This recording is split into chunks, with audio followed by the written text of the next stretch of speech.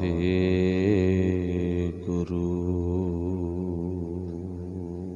ਇੱਕ ਓੰਕਾਰ ਸਤਨਾਮ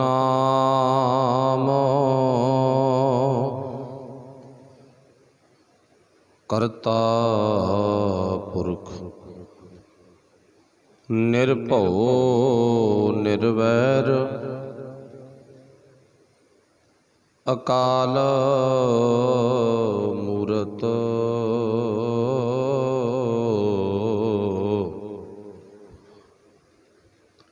ਅਜੂਨੀ ਸੈਭੰ ਗੁਰ ਪ੍ਰਸਾਦ। ਦੰਡੌਤ ਬੰਦਨ ਅਨਕ ਵਾਰ ਸਰਬ ਕਲਾ ਸਮਰੱਥ ਡੋਲਣ ਤੇ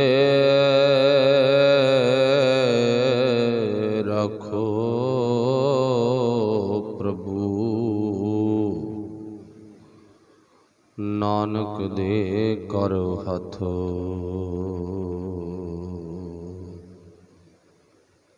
ਧੰਨ ਵਾਹਿਗੁਰੂ ਸਾਹਿਬ ਜੀ। ਰਾਗ ਸੂਹੀ ਮਹਲਾ ਪੰਜਵਾ। ਘਰ ਤੀਜਾ। ਇੱਕ ਓੰਕਾਰ ਸਤਿਗੁਰ ਪ੍ਰਸਾਦ। ਮਿਥਨ ਮੋਹ ਅਗਨ ਸ਼ੋਕ ਸਾਗਰ ਕਰ ਕਿਰਪਾ ਉਦਰੋ ਹਰਿ ਨਾਗਰ। ਚਰਨ ਕਮਲ ਸ਼ਰਨਾਏ ਨਰੈਣ।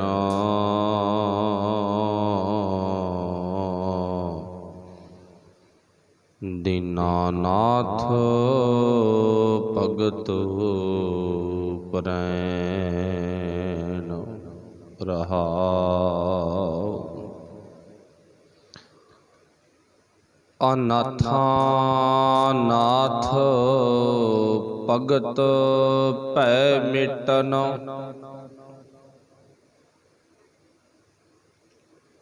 ਸਾਧ ਸੰਗ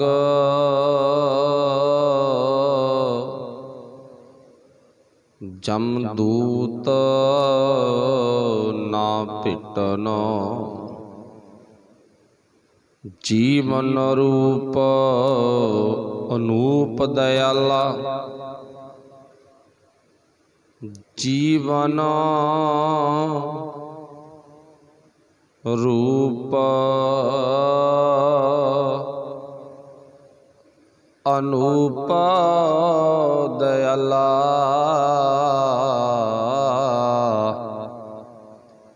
ਰਵਣ ਗੁਣਾ ਮਾਇ ਕਟਿਐ ਜਮ ਜਾਲਾ। ਰਵਣ ਗੁਣਾ ਕਟਿਐ ਜਮ ਜਾਲਾ। ਅੰਮ੍ਰਿਤ ਨਾਮ ਰਸਨ ਨਿਤ ਜਪੈ।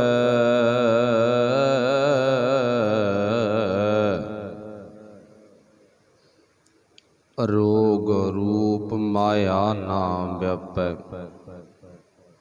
ਜਪ ਗੋਬਿੰਦ ਸੰਗੀ ਸਭ ਤਾਰੇ। ਪੋਹਤ ਨਾਹੀ ਪੰਚ ਬਟਵਾਰੇ। ਮਨ ਬਚ ਕਰਮ ਪ੍ਰਭ ਏਕ ਧਿਆਇ। ਮਨ ਬਚ ਕਰਮ ਪ੍ਰਭ ਏਕ ਧਿਆਇ। ਸਰਬ ਫਲਾ ਸੋਈ ਜਨ ਪਾਈ। ਧਾਰ ਅਨਗ੍ਰਹਿ ਆਪਣਾ ਕੀਨਾ। ਕੇਵਲ ਨਾਮ ਭਗਤ ਰਸ ਦੀਨਾ। ਆਦ ਮਦ ਅੰਤ ਪ੍ਰਭ ਸੋਈ। ਨਾਨਕ ਤਿਸ ਬਿਨ ਅਵਰ ਨਾ ਕੋਈ। ਆਦ ਮਦ ਅੰਤ ਪ੍ਰਭ ਸੋਈ।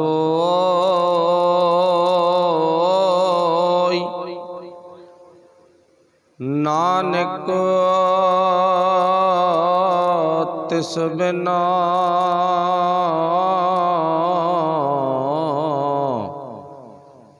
ਅਵਰ ਨਾ ਕੋਈ।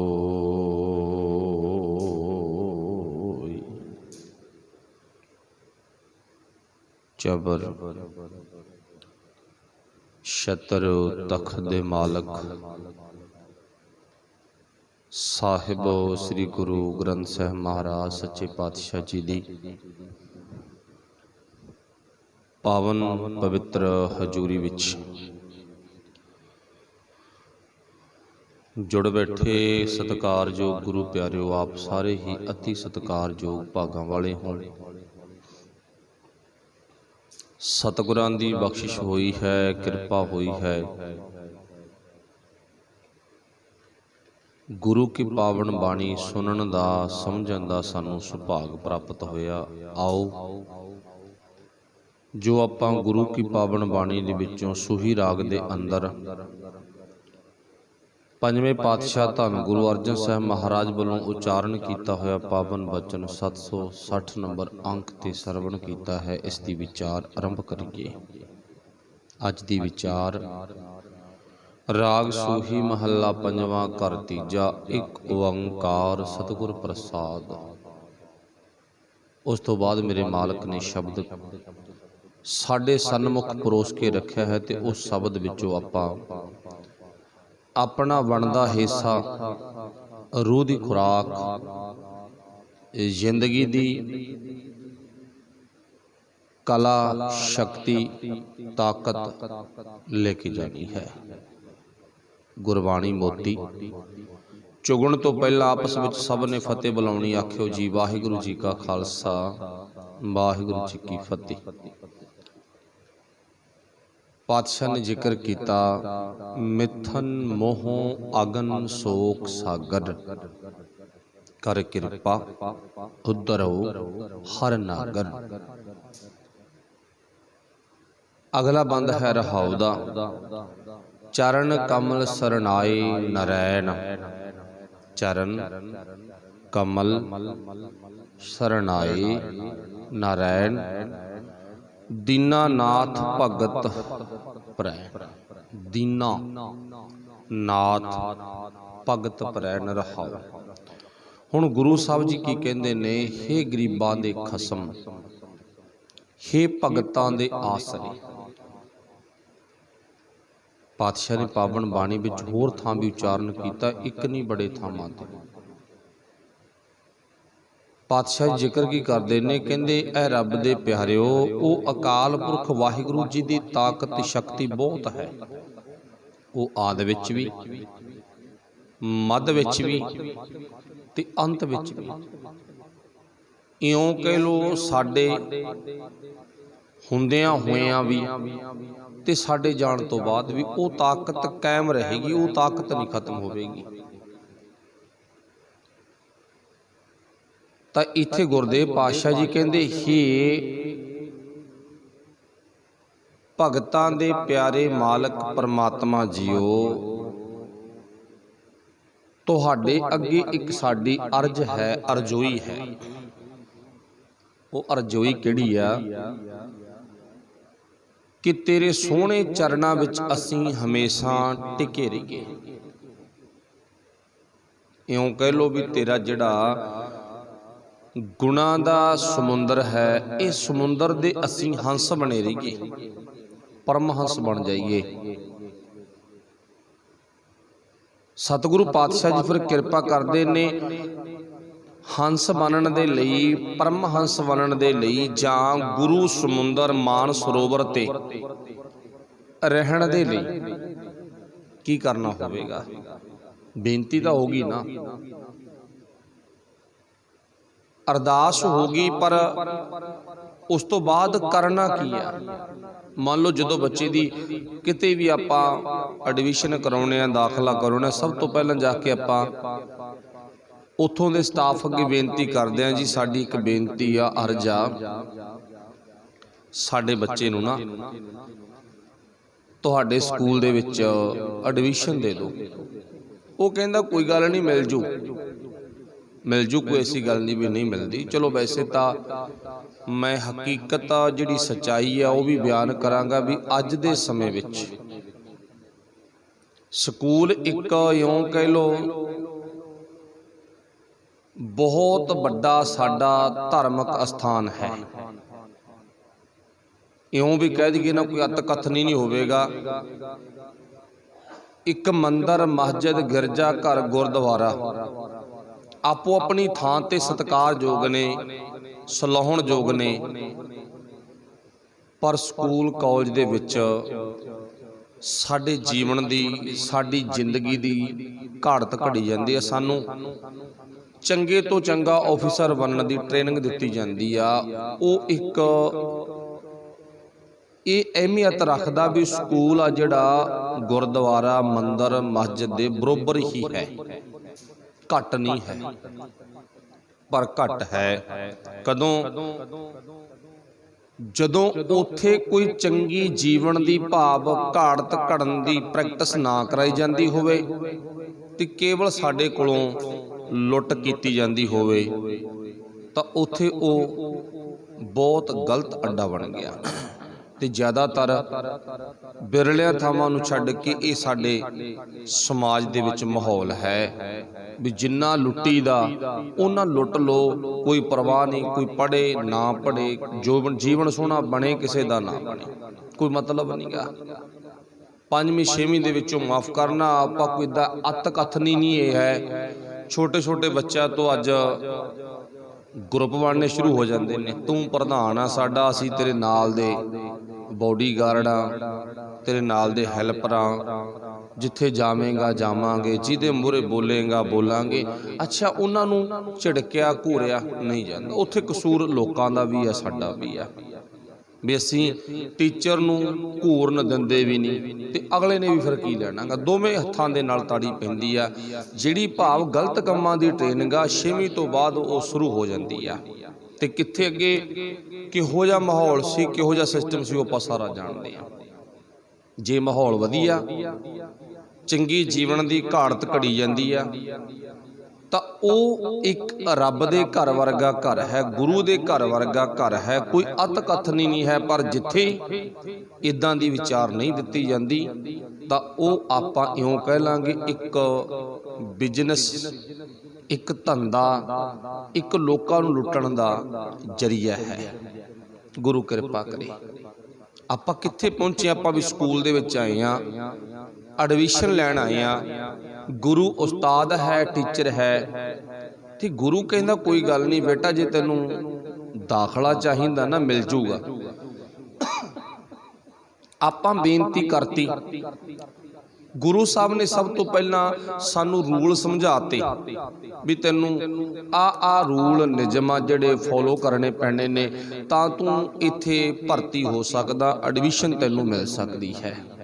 हुण बेनती की सी, चरण कमल सरनाए नरैन, तेरे चरण कमल बड़े सोहणे ने, मैनूं इन्हां चरण कमलां दा आसरा मिल जावे, मैनूं इन्हां चरण कमलां दे विच थां मिल जावे, जगह मिल जावे। बड़े सोहणे ने, बड़े प्यारे ने।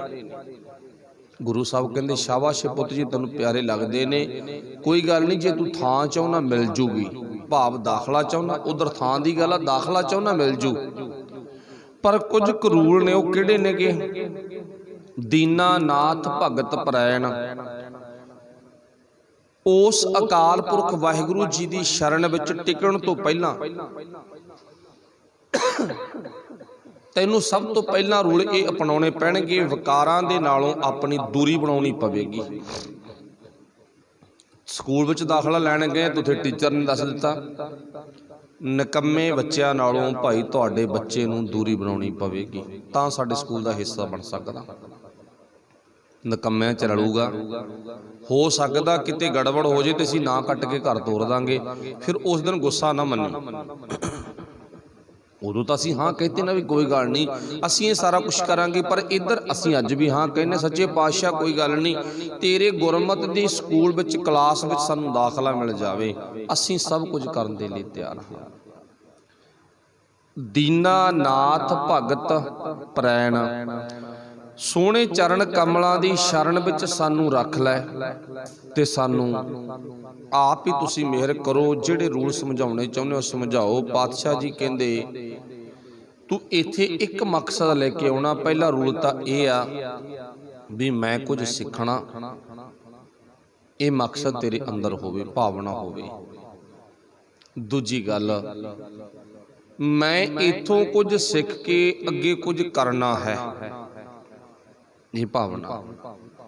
ਬਸ ਤੀਜੀ ਮੋਟੀ ਜੀ ਗੱਲ ਇਹ ਆ, ਜਦੋਂ ਤੇਰੇ ਅੰਦਰ ਇਹ ਭਾਵਨਾ ਬਣ ਗਈ ਤੇ ਤੂੰ ਬਣ ਜਾਵੇਂਗਾ ਆਗਿਆਕਾਰੀ। ਤੇ ਆਗਿਆਕਾਰੀ ਹਮੇਸ਼ਾ ਵਚਨਾਂ ਦਾ ਪਾਲਣਹਾਰਾ ਹੁੰਦਾ। ਜੋ ਉਸਤਾਦ ਟੀਚਰ ਗੁਰੂ ਵੱਲੋਂ ਵਚਨ ਆਵੇ ਉਹ ਸਤ ਵਚਨ ਦਾ ਅਧਿਕਾਰੀ ਹੁੰਦਾ ਤੇ ਤੈਨੂੰ ਹਮੇਸ਼ਾ ਸਤ ਵਚਨ ਦਾ ਅਧਿਕਾਰੀ ਰਹਿਣਾ ਪਵੇਗਾ ਤੇ ਵਿਸ਼ੇ ਵਿਕਾਰਾਂ ਤੋਂ, ਕੁਸੰਗਤ ਤੋਂ, ਬੁਰੇ ਕੰਮਾਂ ਤੋਂ ਦੂਰੀ ਬਣਾ ਕੇ ਰੱਖਣੀ ਪਵੇਗੀ। ਆਹ ਨਿਯਮ ਨੇ, ਦੋ ਤਿੰਨ ਕੁ ਬਸ।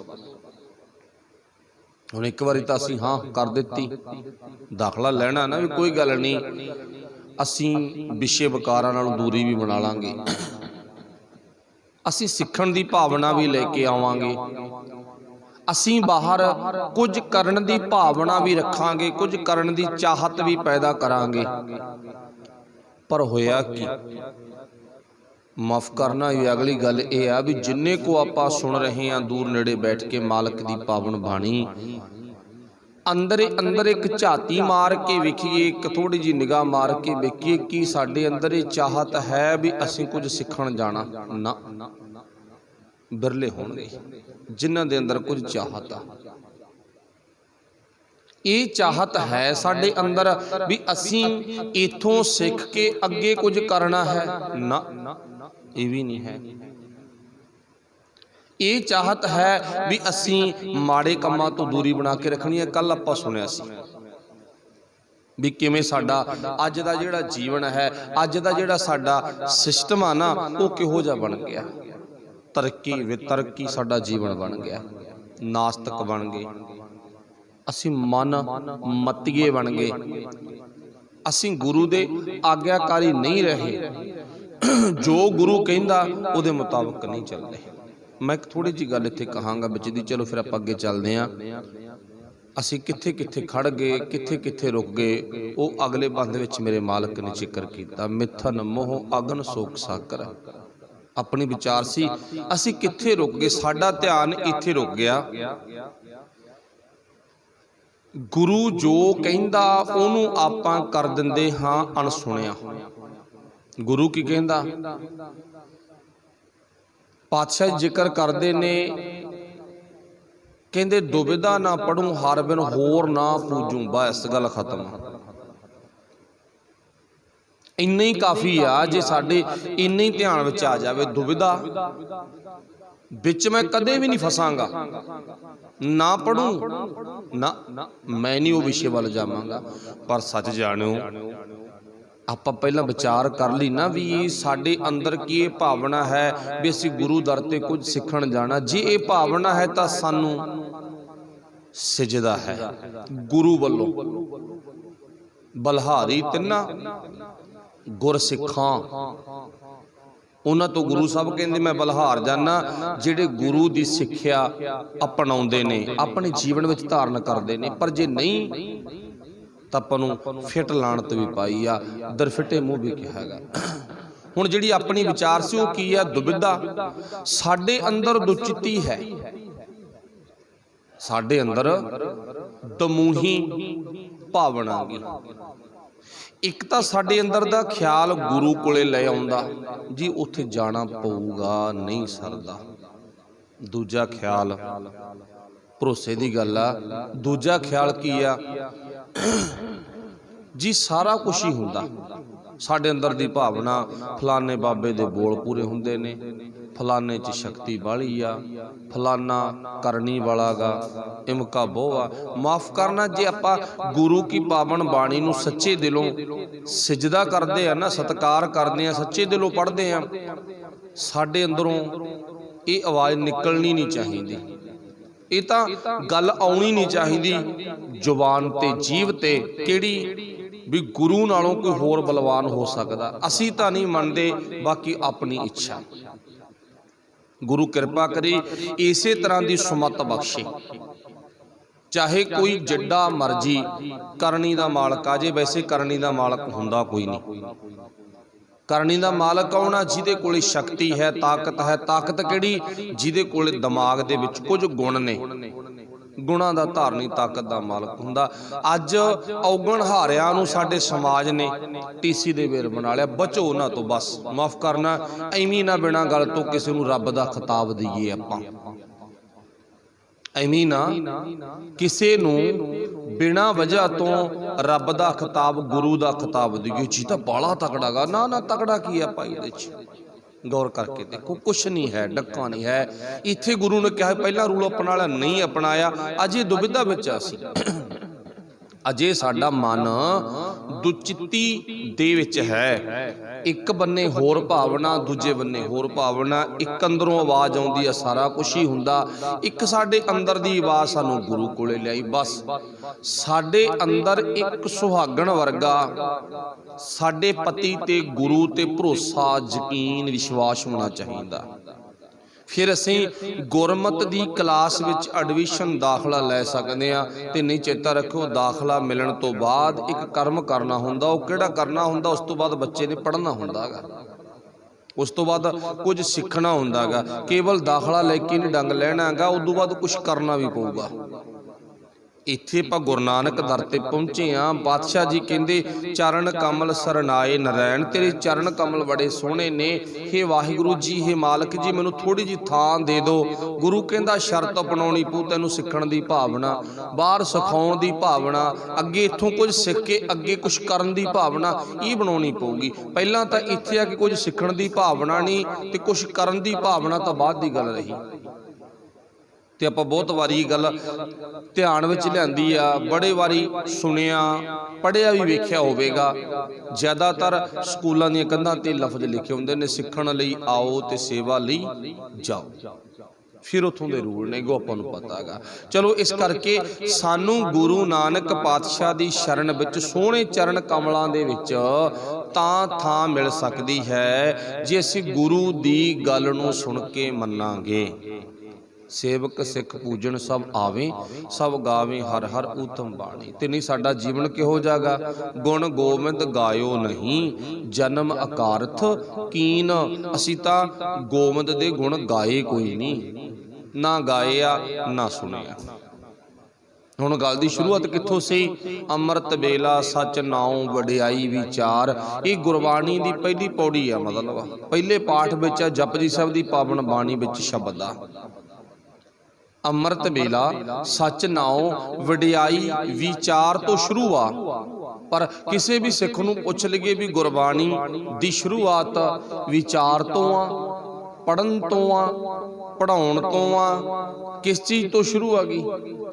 ਕਿ ਕੇਵਲ ਪਾਠ ਕਰਾਉਣ ਤੇ ਆ? ਨਾ, ਸ਼ੁਰੂਆਤ ਵਿਚਾਰ ਤੋਂ ਆ। ਗੁਰੂ ਪਾਤਸ਼ਾਹ ਜੀ ਕਹਿੰਦੇ ਵਿਚਾਰ ਤੋਂ ਸ਼ੁਰੂਆਤ ਆ। ਸਮਾਪਤੀ ਕਿੱਥੇ ਆ? ਗੁਰਬਾਣੀ ਦਾ ਲਾਸਟ ਵਾਲਾ ਬੰਦ, ਲਾਸਟ ਵਾਲੀ ਤੁਕ, ਉਹ ਕਿਹੜੀ ਹੈ? ਲਾਸਟ ਵਾਲਾ ਪਾਠ। ਉੱਥੇ ਵੀ ਪਾਤਸ਼ਾਹ ਨੇ ਵਿਚਾਰ ਤੇ ਜਾ ਕੇ ਖਤਮ ਕੀਤਾ ਗਾ। ਥਾਲ ਵਿੱਚ ਤਿੰਨ ਵਸਤੂ ਪਈਓ, ਸਤ ਸੰਤੋਖ ਵਿਚਾਰੋ। ਮੰਨ ਲਓ, ਵਿਚਾਰ ਤੋਂ ਆਰੰਭ ਕੀਤਾ ਪਾਠ ਤੇ ਵਿਚਾਰ ਤੇ ਜਾ ਕੇ ਸੰਪੂਰਨ ਹੁੰਦਾ ਗਾ। ਤੇ ਇਹ ਗੱਲ ਆਪਣੇ ਧਿਆਨ 'ਚ ਰੱਖਿਓ, ਵਿਚਾਰ ਸਾਡੇ ਲਾਗੇ ਤਾਗੇ ਵੀ ਨਹੀਂ ਆਏਗੀ। ਚਲੋ, ਤੁਹਾਡੇ ਆਪਣੇ ਸਾਰਿਆਂ ਦੇ, ਮੈਂ ਵੀ ਵਿੱਚ ਹੀ ਆ, ਤੁਹਾਡੇ ਵੱਡੇ ਭਾਗ ਨੇ। ਸਾਨੂੰ ਵਿਚਾਰ ਸੁਣਨ ਦਾ ਜਾਂ ਕਰਨ ਦਾ ਵਕਤ ਆ ਜਿਹੜਾ ਉਹ ਮਿਲ ਜਾਂਦਾ, ਵੱਡੇ ਭਾਗ ਨੇ, ਇਹ ਕਹਾਂਗੇ ਆਪਾਂ। ਤੇ ਬਹੁਤੇ ਥਾਵਾਂ ਤੇ, ਬਹੁਤੇ ਨਹੀਂ ਬਹੁਤ ਜ਼ਿਆਦਾ ਬੁਰਾ ਹਾਲ ਹੈ। ਅਗਲਾ ਬੁਰਾ ਹਾਲ ਸਾਡੇ ਆਗੂ ਲੋਕਾਂ ਦੀ ਭਾਵਨਾ, ਸੱਚੀ ਗੱਲ ਆ, ਵਿੱਚ ਵੜ ਕੇ ਵੇਖਿਆ ਗਾ। ਇੱਕ ਤਾਂ ਹੁੰਦਾ ਨਾ ਵੀ ਆਪਾਂ ਪਾਸੇ ਖੜ ਕੇ ਸੁਣੀ ਸੁਣਾਈ ਗੱਲ ਆ, ਨਾ ਨਾ ਨਾ, ਵਿੱਚ ਵੜ ਕੇ ਬਹਿ ਕੇ ਵੇਖਿਆ ਗਾ। ਕੀ ਕਹਿੰਦੇ ਨੇ, ਤੁਸੀਂ ਕੁਛ ਨਹੀਂ ਕਰਨਾ, ਜੇ ਤੁਸੀਂ ਕੁਛ ਕੀਤਾ ਤਾਂ ਦੇਖ ਲਿਓ ਫਿਰ। ਆਹ ਗੱਲਾਂ ਬੋਲੀਆਂ ਜਾਂਦੀਆਂ ਨੇ ਸਪੈਸ਼ਲ। ਇੱਕ ਤਾਂ ਹੁੰਦੀ ਹੈ ਨਾ ਵੀ ਗੋਲ ਮੋਲ ਜੀ ਗੱਲ ਕਰਨੀ ਹੈ ਨਾ, ਕਮਰੇ 'ਚ ਬੰਦ ਕਰਕੇ ਕਿਹਾ ਜਾਂਦਾ ਜੇ ਤੁਸੀਂ ਕੁਛ ਕੀਤਾ ਤਾਂ ਦੇਖ ਲਿਓ। ਵਿਚਾਰ ਦੀ ਗੱਲ, ਲੋਕ ਭਲਾਈ ਦੀ ਗੱਲ, ਜੇ ਕੀਤੀ ਆ ਹਾਂ ਆਟਾ ਵੰਡ ਸਕਦੇ ਹੋ, ਤੁਸੀਂ ਕਣਕ ਵੰਡ ਸਕਦੇ ਹੋਗੇ, ਰੁਪਈਏ ਵੰਡ ਸਕਦੇ ਹੋ, ਕਿਸੇ ਨੂੰ ਲੀੜੇ ਕੱਪੜੇ ਦੀ ਲੋੜ ਆ ਉਹ ਵੰਡ ਸਕਦੇ ਹੋ, ਚਲੋ ਵਾਹਿਗੁਰੂ ਭਲਾ ਕਰੇ ਵੀ ਉਹ ਵੀ ਸਾਡਾ ਇੱਕ ਫਰਜ਼ ਆ, ਪਰ ਵਿਚਾਰ ਨਹੀਂ ਵੰਡ ਸਕਦੇ। ਇਹ ਕੰਮ ਨਹੀਂ ਤੁਸੀਂ ਕਰਨਾ ਗਾ। ਅੱਗੇ ਹੋਰ ਪੌਦੇ ਨਹੀਂ ਲਾਉਣੇ, ਦਰਖਤ ਜਿਹੜੇ ਹੈਗੇ ਨੇ ਉਹ ਟੁੱਟਦੇ ਆ, ਟੁੱਟ ਜਾਣ ਦੋ, ਪੱਟੇ ਜਾਂਦੇ ਆ, ਪੱਟੇ ਜਾਣ ਦੋ, ਪਰ ਤੁਸੀਂ ਹੋਰ ਬੂਟੇ ਨਹੀਂ ਲਾਉਣੇ, ਉੱਥੇ ਵਿਚਾਰ ਨਹੀਂ ਕਰਨੀ। ਹੁਣ ਵਿਚਾਰ ਕੀ ਆ, ਬੂਟੇ ਨੂੰ ਪੈਦਾ ਕਰਨ ਦੀ ਇੱਕ ਤਾਕਤ ਹੈ। ਵਿਚਾਰ, ਗੁਰਬਾਣੀ ਵਿਚਾਰ ਇੱਕ ਇਉਂ ਕਹਿ ਲਓ ਨਵੇਂ ਪੌਦਿਆਂ ਨੂੰ ਪੈਦਾ ਕਰਨ ਦੇ ਲਈ, ਉਹਨਾਂ ਨੂੰ એનર્ਜੀ, ਤਾਕਤ ਦੇਣ ਦੇ ਲਈ ਇੱਕ ਬਹੁਤ ਵੱਡੀ ਖੁਰਾਕ ਹੈ ਵਿਚਾਰ।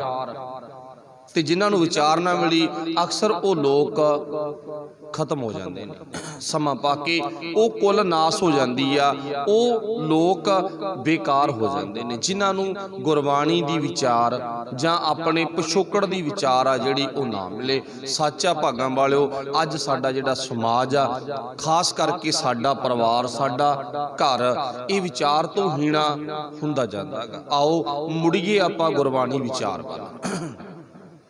ਫਿਰ ਪਾਤਸ਼ਾਹ ਜੀ ਕਹਿੰਦੇ ਨੇ ਤੁਸੀਂ ਵਾਧੂ ਦੇ ਮਟੀਰੀਅਲ ਦੇ ਵਿੱਚ ਲੋਕਾਂ ਨੂੰ ਫਸਾ ਦਿਓ, ਬਸ ਹੋਰ ਨਾ ਕਿਸੇ ਪਾਸੇ ਉਹਨਾਂ ਦਾ ਧਿਆਨ ਜਾਵੇ, ਦੂਜੇ ਪਾਸੇ ਉਹਨਾਂ ਨੂੰ ਘੇਰ ਲਓ।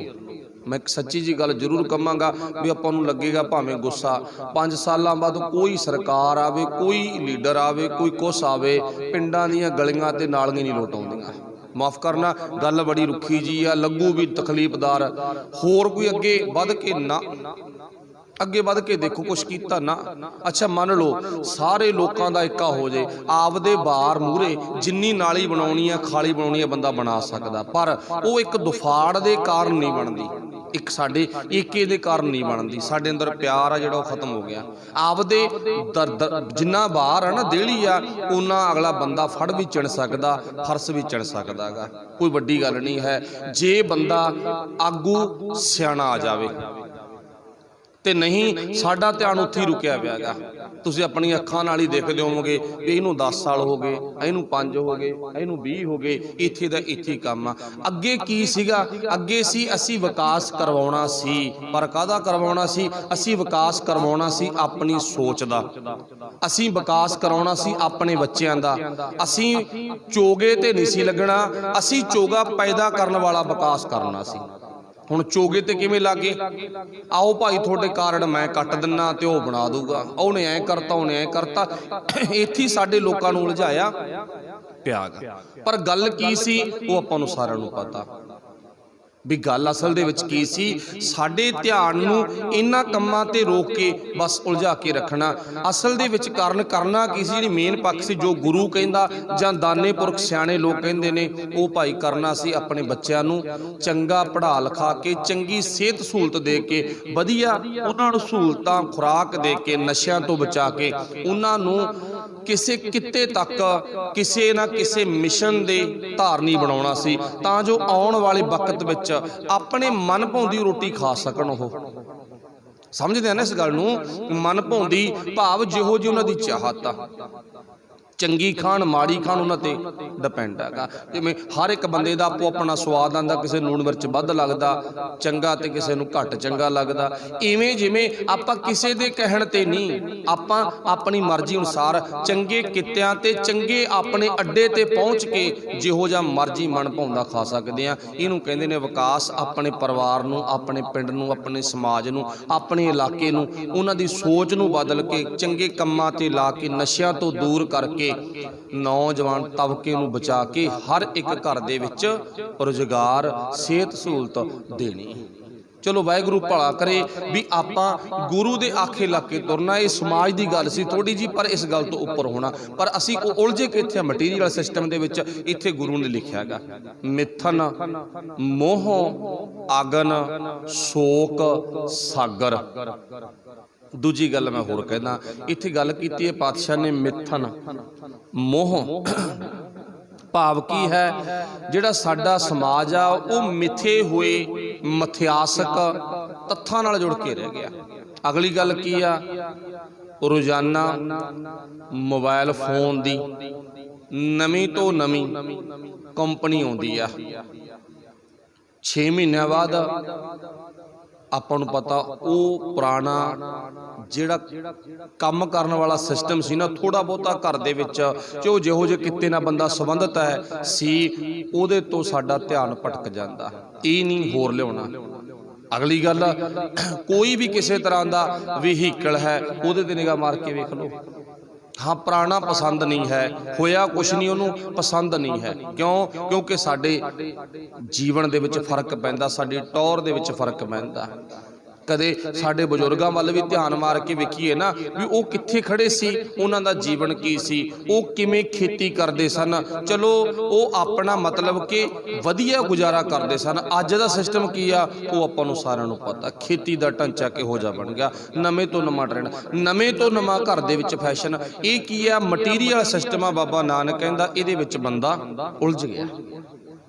ध्यान आ जिहड़ा ओहदा इत्थे ही रुकिया। मिथन मोह अगन शोक सागर। बेशक इत्थे गुरु ने गल तृष्णा दी कीती आ, पर तृष्णा मटीरियल दे अधीन हो गई। भाव साडे समाज दे विच जिन्ने भी पदार्थ ने उन्हां पदार्थां दे अधीन साडी सोच साडी सुरत हो चुकी है।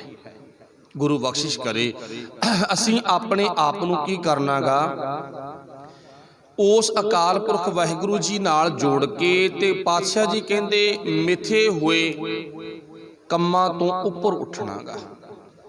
मिथन मिथ्या होया मिथਿਆਸ, जिहदे विच आउण वाले समय दे विच कोई आउटपुट ना होवे, कोई दम ना होवे। जिन्हों आपां कह दईए गल ओ जी च दम होवे, कम ओ जिहदे च दम होवे।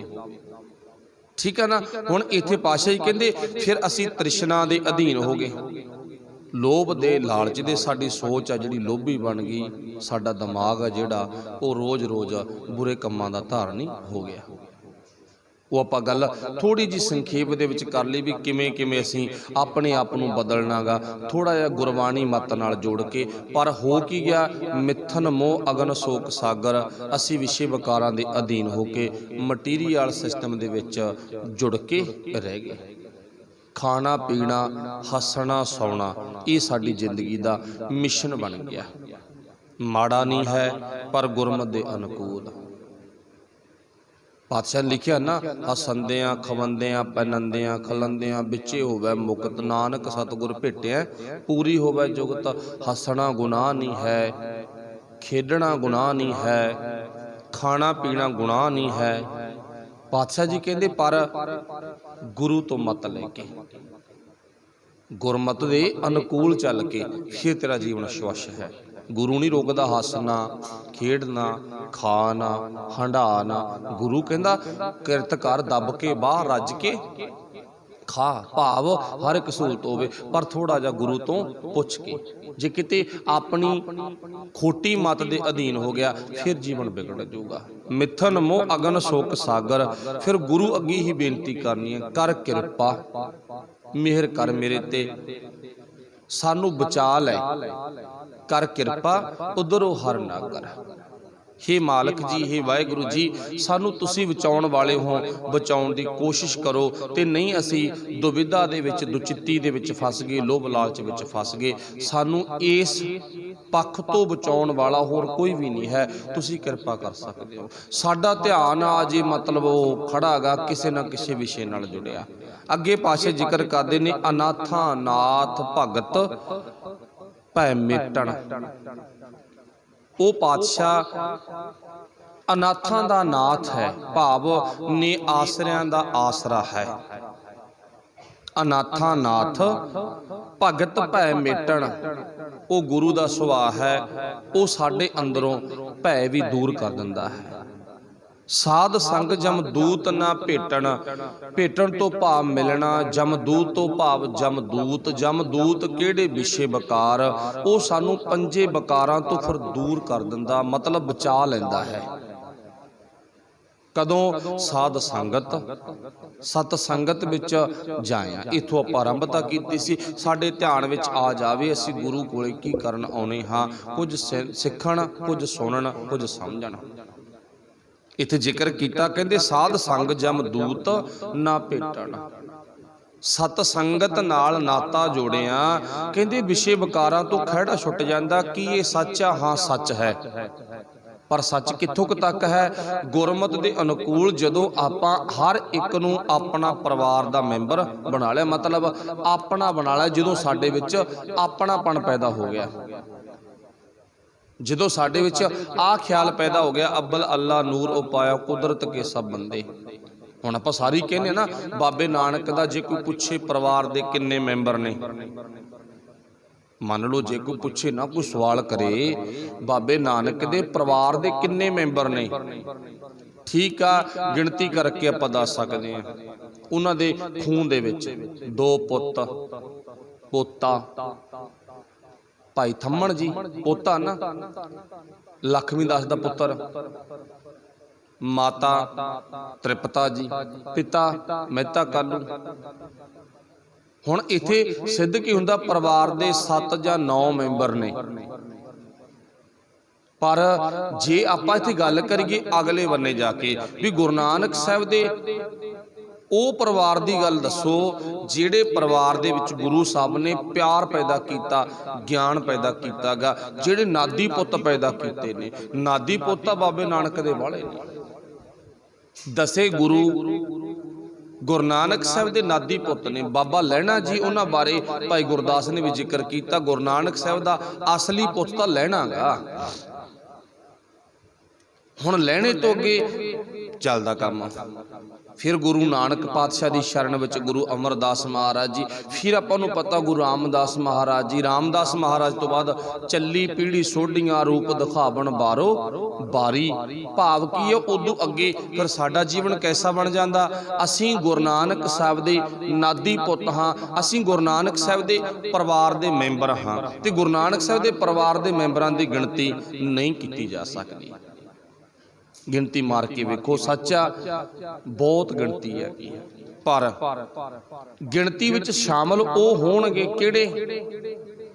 ਜਿਹੜੇ ਗੁਰੂ ਨਾਨਕ ਸਾਹਿਬ ਦੇ ਆਗਿਆਕਾਰੀ ਨੇ। ਇੱਥੇ ਪਾਤਸ਼ਾਹ ਨੇ ਇਹੋ ਜ਼ਿਕਰ ਕੀਤਾਗਾ, ਸਾਧ ਸੰਗ ਜਮਦੂਤ ਨਾ ਭੇਟਣ। ਮੰਨ ਲਓ ਜਿੰਨੇ ਵੀ ਆਪਾਂ ਨਾਨਕ ਪਾਤਸ਼ਾਹ ਦੀ ਸ਼ਰਨ ਵਿੱਚ, ਜਿਹੜੀ ਗੱਲ ਆਪਾਂ ਪਹਿਲਾਂ ਕੀਤੀ ਹੈ ਨਾ, ਚਰਨ ਕਮਲ ਸਰਨਾਏ ਨਰਾਇਣ, ਜਿੰਨੇ ਵੀ ਆਪਾਂ ਗੁਰੂ ਦੀ ਸ਼ਰਨ ਵਿੱਚ ਆਉਨੇ ਹਾਂ, ਆਪਾਂ ਸਾਰੇ ਨਾਨਕ ਦੇ ਨਾਦੀ ਪੁੱਤ ਹਾਂ। ਗਿਣਤੀ ਤਾਂ ਇੱਥੇ ਕਿੰਨੀ ਹੋ ਗਈ? ਥੋੜੀ ਨਹੀਂ, ਬਹੁਤ ਜ਼ਿਆਦਾ।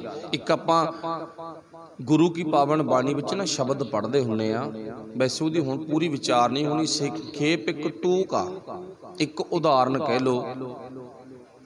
1 ਲੱਖ ਪੂਤ, 1.25 ਲੱਖ ਨਾਤੀ।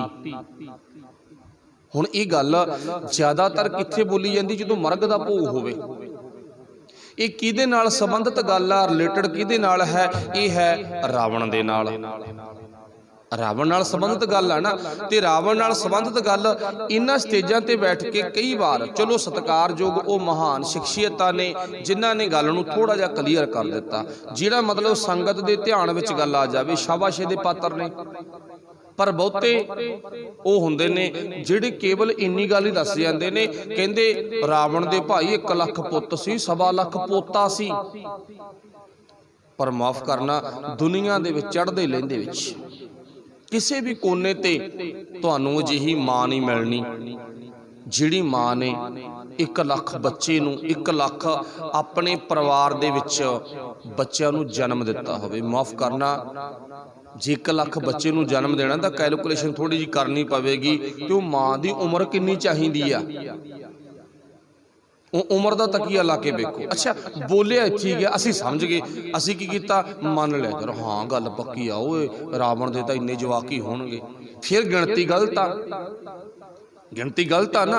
1 लाख पूत, एक मां ने 1 लाख बच्चे नूं जन्म दे दिता, ਉਹ पावन बाणी के अनुसार गलत व्याख्या के अनुसार, तो पोत्यां दा जन्म भाव अध च भी नहीं गया गा।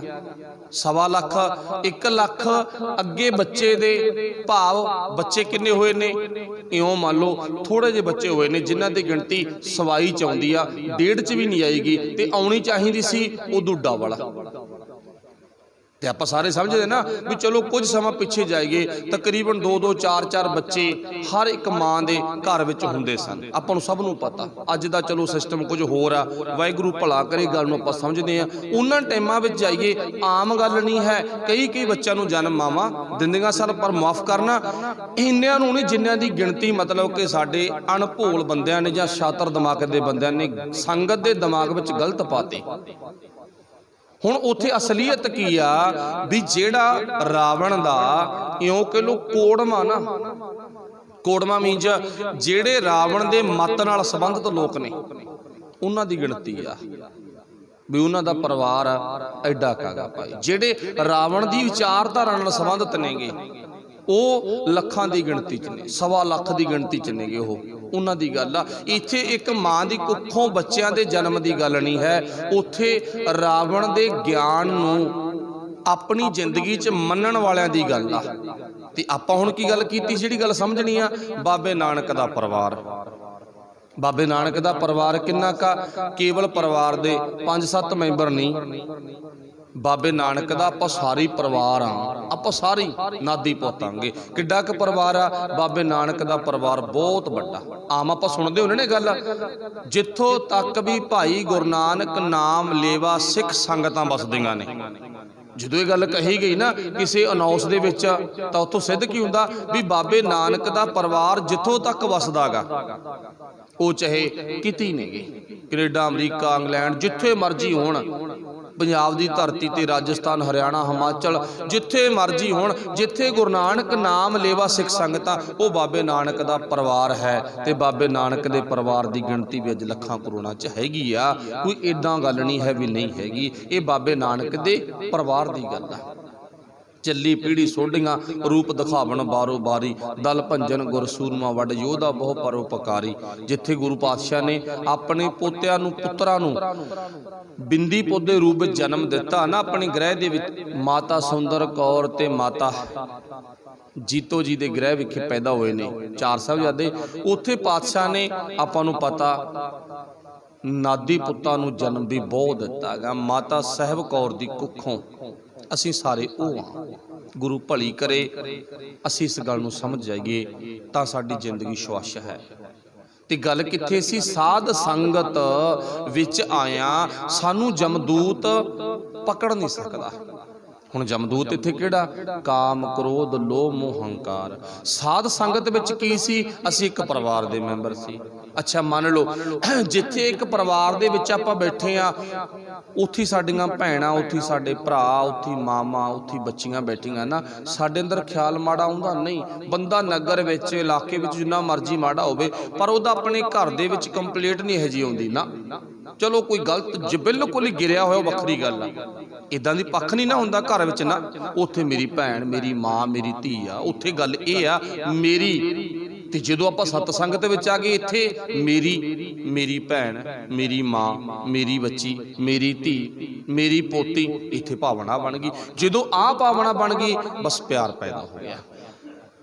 इसे प्यार दे सदका गुरु साहब कहते फिर सतसंगत विच आया ना, ये काम क्रोध लोभ हंकार जमदूत ने जिहड़े वो खैड़ा छड्ड जांदे ने भाई, पासे वग जांदे ने। फिर साध संगत जमदूत न भेटन, जीवन रूप अनूप दयाला। रूप अनूप जीवन इन्ना सोहना बन जांदा, उहदे सुहप्पण दा जिक्र करना भी औखा हो जाता है। पातशाह ने बाणी विच भी लिखिया ना, सही सुंदर सोहने जिन साध संग बहने।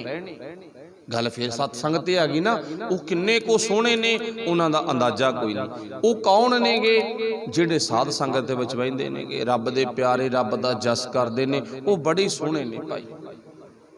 ਉਹਨਾਂ ਦੇ ਸੁਹੱਪਣ ਦਾ ਜਿਹੜਾ ਤਕੀਆ ਨਾ ਅੰਦਾਜ਼ਾ ਗਾ, ਜਾਂ ਤਾਂ ਰੱਬ ਦਾ ਪਿਆਰਾ ਲਾ ਸਕਦਾ ਤੇ ਜਾਂ ਗੁਰੂ ਲਾ ਸਕਦਾ। ਹੁਣ ਉਹਨਾਂ ਦੇ ਸੋਹਣਿਆਂ ਦੀ ਨਿਸ਼ਾਨੀ ਕੀ ਆ? ਸਾਡੀਆਂ ਅੱਖਾਂ ਤਾਂ ਬਾਹਰੀ ਤੌਰ ਤੇ ਬੰਦੇ ਦਾ ਚੰਮ ਦੇਖਦੀਆਂ ਨੇ, ਇਹੀ ਸਾਡਾ ਸੁਭਾਅ ਨਾ। ਗੁਰੂ ਕੀ ਦੇਖਦਾ? ਗੁਰੂ ਵੇਖਦਾ ਗੁਣ। ਗੁਰੂ ਗੁਣ ਵੇਖਦਾ ਨਾ। ਗੁਰੂ ਕਹਿੰਦਾ ਜਿਹੜਾ ਰੱਬ ਦੀ ਸੰਗਤ ਕਰਦਾ ਨਾ ਉਹ ਸੋਹਣਾ ਬਹੁਤ ਹੁੰਦਾ ਗਾ, ਬੜਾ ਹੀ ਨਿਖਾਰ ਆ ਜਾਂਦਾ ਉਹਦੇ ਜੀਵਨ 'ਚ। ਉਹ ਨਿਖਾਰ ਕਿਹੜਾ ਗਾ, ਕਿਵੇਂ ਆਉਂਦਾ ਗਾ?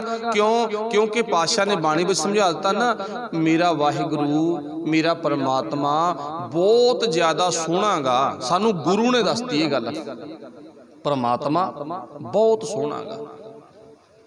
ਪਰਮਾਤਮਾ ਦੇ ਸੁਹੱਪਣ ਦਾ ਅੰਤ ਨਹੀਂ ਹੈ।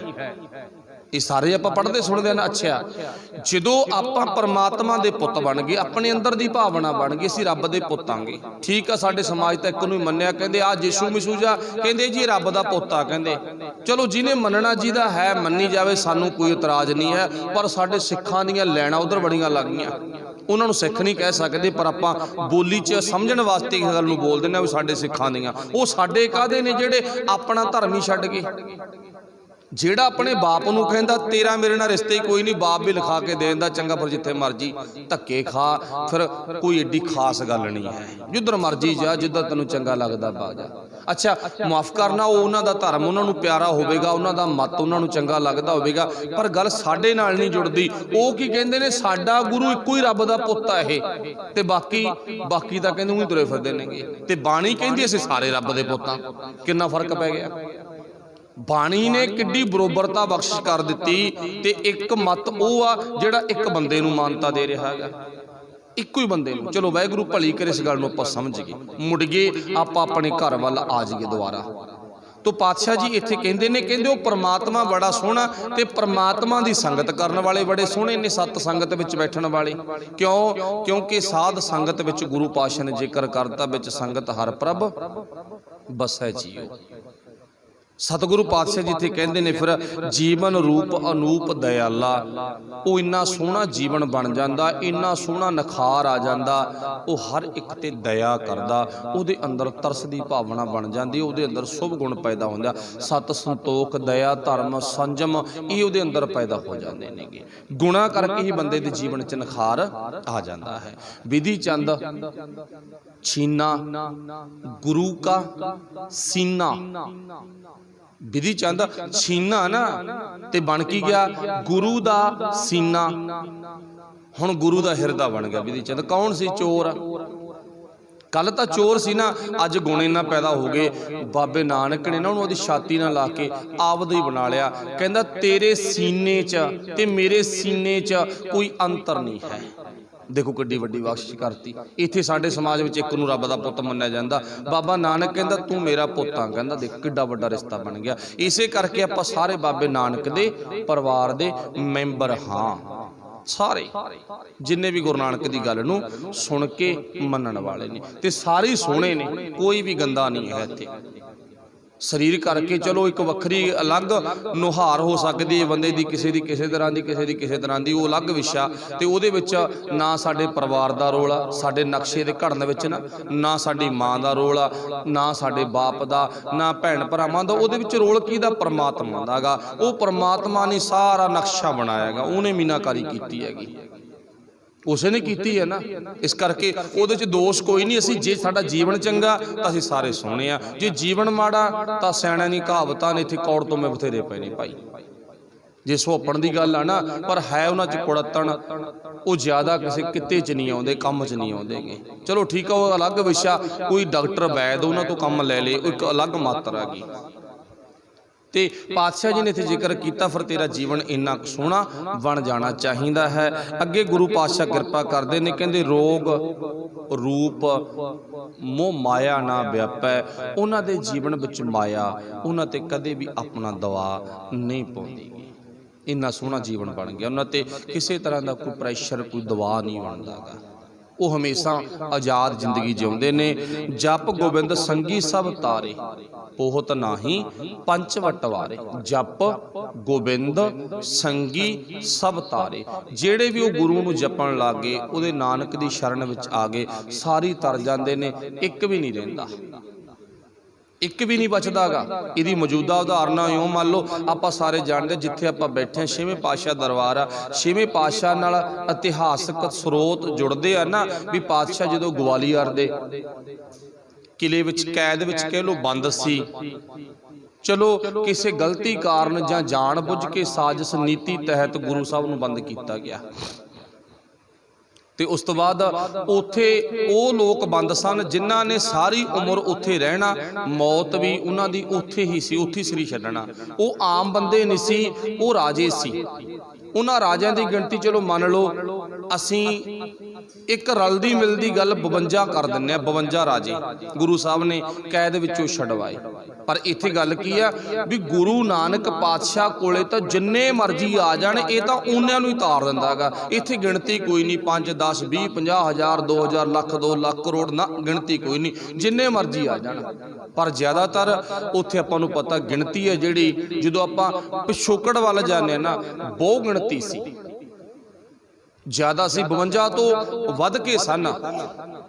100 ਤੋਂ ਉੱਪਰ 118 ਦਾ ਜ਼ਿਕਰ ਵੀ ਕੀਤਾ, ਕਿਸੇ ਨੇ 252 ਦਾ ਵੀ ਜ਼ਿਕਰ ਕੀਤਾ। ਚਲੋ ਵਾਹਿਗੁਰੂ ਭਲੀ ਕਰੇ, ਆਪੋ ਗਿਣਤੀ ਦੇ ਚੱਕਰ 'ਚ ਨਹੀਂ ਪੈਣਾ ਵੀ ਉੱਥੇ ਕੈਦੀ ਆਮ ਸੀ ਰਾਜੇ, ਪਰ ਬਾਬੇ ਨਾਨਕ ਨੇ 6ਵੇਂ ਰੂਪ ਦੇ ਵਿੱਚ ਸਾਰਿਆਂ ਦਾ ਖੜਾ ਛਡਵਾਤਾ ਸੀਗਾ, ਕਿਸੇ ਨਾਲ ਵੀ ਵਿਤਕਰਾ ਨਹੀਂ ਕੀਤਾ, ਸਾਰਿਆਂ ਨੂੰ ਭਾਵ ਗੁਰੂ ਪਾਤਸ਼ਾਹ ਬਾਹਰ ਲੈ ਆਏ ਸਨ, ਇਸੇ ਸ਼ਰਤ ਦੇ ਅਧੀਨ ਵੀ ਜੇ ਸਾਨੂੰ ਤੁਸੀਂ ਇਹਦੇ ਵਿੱਚੋਂ ਬਰੀ ਕਰਦੇ ਹੋ ਨਾ, ਤਾਂ ਤੁਹਾਨੂੰ ਜਿਹੜੇ ਰਾਜੇ ਇੱਥੇ ਬੰਦ ਕੀਤੇ ਹੋਏ ਨੇ ਸਾਰਿਆਂ ਨੂੰ ਬਰੀ ਕਰਨਾ ਹੋਵੇਗਾ। ਫਿਰ ਇਸੇ ਸ਼ਰਤ ਦੇ ਤਹਿਤ ਉਹ ਕਿਲਾ ਖਾਲੀ ਕਰ ਦਿੱਤਾ ਗਿਆ ਸੀ, ਉਹ ਗਵਾਲੀਅਰ ਦੀ ਕੈਦ ਬੇਲੀ ਕਰਤੀ ਸੀਗੀ। ਚਲੋ ਉਹ ਇੱਕ ਦੁਨਿਆਵੀ ਉਦਾਹਰਨ ਆ, ਇਤਿਹਾਸਕ ਸਰੋਤ ਆ ਸਾਡੇ। ਉੱਥੋਂ ਅੱਗੇ ਅਸੀਂ ਸਮਝਣਾ ਕੀ ਆ ਵੀ ਗੁਰੂ ਨਾਨਕ ਸਾਹਿਬ ਦਾ ਗੁਰਬਾਣੀ ਰੂਪੀ ਪੱਲਾ ਜਿਨ੍ਹਾਂ ਨੇ ਵੀ ਪਕੜ ਲਿਆ ਉਹ ਤਰ ਗਏ ਭਾਈ, ਚਾਹੇ ਉਹ ਇੱਕ ਪਕੜ ਲਏ ਤੇ ਚਾਹੇ 1000 ਪਕੜ ਲਏ, ਜਿਹਨੇ ਵੀ ਪਕੜ ਲਿਆ।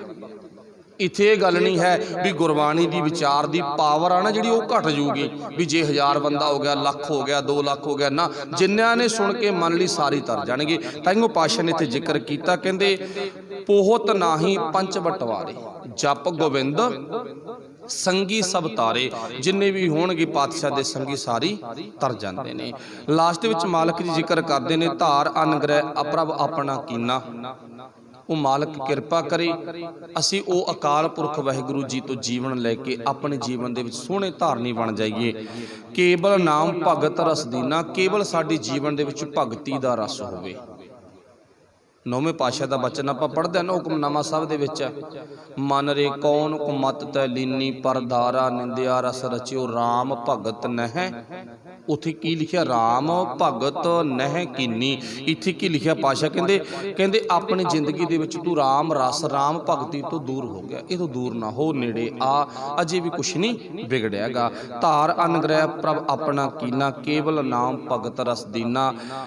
ਆਦ ਮਦ ਅੰਤ ਨਰੈਣ, ਆਦ ਵਿੱਚ, ਮੱਧ ਵਿੱਚ ਤੇ ਅੰਤ ਵਿੱਚ, ਤਿੰਨੇ ਪੱਖਾਂ ਦੇ ਵਿੱਚ ਉਹ ਪਾਤਸ਼ਾਹ ਆਪ ਸਾਡਾ ਮਦਦਗਾਰ ਬਣਦਾ। ਆਦ ਮੱਧ ਅੰਤ ਨਰੈਣ, ਸਾਰੇ ਥਾਵਾਂ ਵਿੱਚ ਹੈ। ਨਾਨਕ ਤਿਸ ਬਿਨ ਅਵਰ ਨਾ ਕੋਈ। ਪਾਤਸ਼ਾਹ ਜੀ ਕਹਿੰਦੇ ਉਹਦੇ ਤੋਂ ਬਿਨਾਂ ਫਿਰ ਦੂਜੇ ਦੀ ਇੱਥੇ ਭਾਵ ਮਤ ਨਹੀਂ ਚੱਲਦੀ, ਦੂਜੇ ਦਾ ਇੱਥੇ ਕੋਈ ਆਪਣਾ ਜ਼ੋਰ ਨਹੀਂ ਚੱਲਦਾ ਗਾ। ਆਖਣ ਜ਼ੋਰ ਚੁੱਪੈ ਨਹਿ ਜ਼ੋਰ, ਜ਼ੋਰ ਨਾ ਜੀਵਨ ਮਰਨ ਨਹਿ ਜ਼ੋਰ, ਜ਼ੋਰ ਨਾ ਰਾਜ ਮਾਲ ਮਨਸੂਰ। ਜ਼ੋਰ ਨਾ ਸੁਰਤੀ ਗਿਆਨ ਵਿਚਾਰ, ਜ਼ੋਰ ਨਾ ਜੁਗਤੀ, ਜਿੰਨਾ ਮਰਜੀ ਜ਼ੋਰ ਹੋਵੇ, ਜਿੰਨੀ ਮਰਜੀ ਜੁਗਤ ਹੋਵੇ, ਨਾ ਛੁਟੈ ਸੰਸਾਰ। ਜਿਸ ਹੱਥ ਜ਼ੋਰ, ਜਿਹਦੇ ਹੱਥ 'ਚੋਂ ਤਾਕਤ ਹੈ, ਕਰ ਵੇਖੈ ਸੋਏ। ਜਿਹਦੇ ਹੱਥ 'ਚ ਤਾਕਤ ਆ ਨਾ, ਉਹ ਆਪਣਾ ਜ਼ੋਰ ਆਪ ਹੀ ਅਜਮਾ ਕੇ ਵੇਖ ਰਿਹਾ ਹੈ, ਉਸੇ ਦੇ ਕੋਲ ਜ਼ੋਰ ਹੈ, ਤੇ ਉਹਦੇ ਜ਼ੋਰ ਤੋਂ ਆਪਾਂ ਥੋੜਾ ਬਹੁਤਾ ਬਸ ਹਿੱਸਾ ਲੈਣਾ। ਅਸੀਂ ਆਪ ਖੁਦ ਤਾਕਤਵਰ ਨਹੀਂ ਬਣਨਾ ਵੀ ਤੇਰੇ ਨਾਲੋਂ ਵੱਧ ਕੇ ਤਾਕਤ ਸਾਡੇ ਵਿੱਚ ਹੈ। इत्थे समाप्ति आ। आरंभता कित्थों हुई सी भी आपां अपने दिमाग विचों दुविधा कढनी आ, ये ख्याल कढ दो फलाना बाबा करनी वाला, फलानी अंबो करनी वाली आ, फलानी देवी करनी वाली आ, भुलेखा कढ दो करनी वाला जे है तां केवल गुरु ग्रंथ साहिब है। गुरु ग्रंथ साहिब दी बाणी नूं मन्नण वाला वो करनी वाला हो सकदा, होर कोई करनी कुरनी वाला जगत विच है ही नहीं गा। एवें बिना गल तो डरना, बिना गल तो ਉਹਦੇ मगर लगना साडी बहुत वड्डी बेवकूफ़ी होवेगी। सब दा धन्नवाद, होईआं भुल्लां दी खेमा। वाहिगुरू जी का खालसा, वाहिगुरू जी की